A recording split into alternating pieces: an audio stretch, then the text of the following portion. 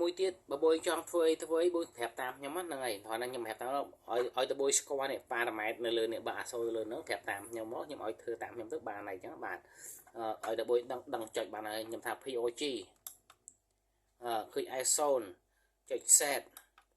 នេះអាឡៃ S នេះប្រហែលអញ្ចឹងបាទហ្នឹងខ្ញុំឲ្យយក S ប្រហែល S 00 S 001ឬ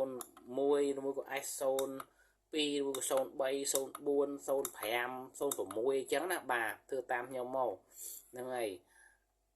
ឧបមាថា S 0ខ្ញុំឲ្យថាបងយក S 002ណាបង S 002អូខេអញ្ចឹងមកចុច set